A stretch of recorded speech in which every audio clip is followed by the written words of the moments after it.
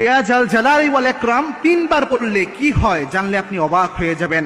ইয়া জাল জালালি ওয়াল ইকরামের শব্দটা যদি আপনি তিনবার পড়তে পারেন, এটার যে ফজিলত রয়েছে এটা জানলে নিজেই অবাক হয়ে যাবেন, যেটা রাসূল সাল্লাল্লাহু আলাইহি ওয়াসাল্লামের হাদিসের মাধ্যমে জানা যায়। দেখেন আল্লাহর হাবিব সাল্লাল্লাহু আলাইহি ওয়াসাল্লাম তার জীবদ্দশায় যে আমলগুলো করতেন, যে জিনিসগুলো জানিয়েছেন, যে ইনস্ট্রাকশনগুলো দিয়ে দিয়েছেন, এই সবগুলোর মধ্যে বারাকা রয়েছে। এই সবগুলো উম্মতের জন্য শিক্ষা।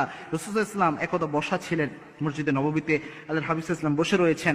এক লোক এসে বিশ্বনবীর পাশে দোয়া করছিলেন, হে আল্লাহ, আমাকে এটা দেন, আমাকে এই নিয়ামত দান করেন, এই নিয়ামত আমাকে দিয়ে দেন, এই রিজিক আমার বৃদ্ধি করে দেন, এইভাবে দোয়া করছিলেন। আল্লাহর হাবিব সাল্লাল্লাহু আলাইহি ওয়াসাল্লামের এই হাদিসটি ইবনে আব্বাস রাদিয়াল্লাহু তাআলা আনহু, সম্ভবত আনাস রাদিয়াল্লাহু তাআলা আনহু তিনি বর্ণনা করেছেন।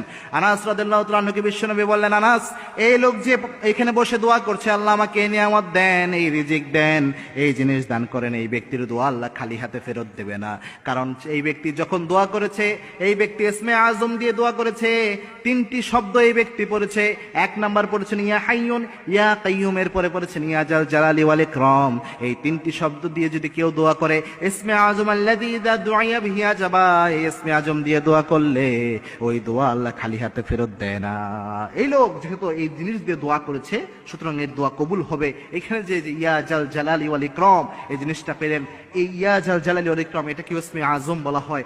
এটা যদি আপনি যখন তাহাজ্জুদের নামাজ রাতের বেলায় উঠবেন, আল্লাহর কাছে যখন দোয়া করবেন, আল্লাহর কাছে যখন চাইবেন, তখন যদি বারবার এটা পড়তে পারেন, ইয়া হাইয়ুন ইয়া কাইয়ুম ইয়া জাল জালালি ওয়াল ইকরাম মিনিমাম 3 বার পড়তে পারেন, আল্লাহ রাব্বুল আলামিন দোয়া কবুল হওয়ার ক্ষেত্রে আল্লাহ রাব্বুল আলামিন অনেক সহজ করবেন এবং আল্লাহ রাব্বুল আলামিন আপনার দোয়াকে অ্যাকসেপ্ট করে নেবেন। মনে রাখবেন, দোয়া অ্যাকসেপ্ট করার মালিক একমাত্র আল্লাহ রাব্বুল আলামিন। এবং এই দোয়া যদি আপনি বিশ্বনবীর তরিকা অনুযায়ী করতে পারেন, সিনসিয়ারলি করতে পারেন, এই সিনসিয়ার দোয়া লাইকে মিসাইল হামলা করলে যেমন মিস হয় না, দোয়ার মতো দোয়া করতে পারলে, বিশ্বনবীর পদ্ধতি অনুযায়ী দোয়া করলে সেই দোয়া আল্লাহ রাব্বুল আলামিন খালি হাতে ফেরত দেয় না। সুতরাং যখনই দোয়া করবেন, এই শব্দটা ইয়া হাইয়ুন ইয়া কাইয়ুম ইয়া জাল জালালি ওয়াল ইকরাম এটা যোগ করে দোয়া করবেন এবং 3 বার আল্লাহ রাব্বুল আলামিনের কাছে বারবার আবেগ আপ্লুত হয়ে এই দোয়াটা করবেন। তাহাজ্জুদের সিজদায় যে যদি দোয়া করতে চান, তখনও সুবহানা রাব্বিয়াল আ'লা কয়েকবার বলার পর আপনি এটা পড়তে পারেন, ইয়া হাইয়ুন ইয়া কাইয়ুম ইয়া জাল জালালি ওয়াল ইকরাম। মুনাজাতে হাত তুলে আল্লাহর কাছে দোয়া করতে চান,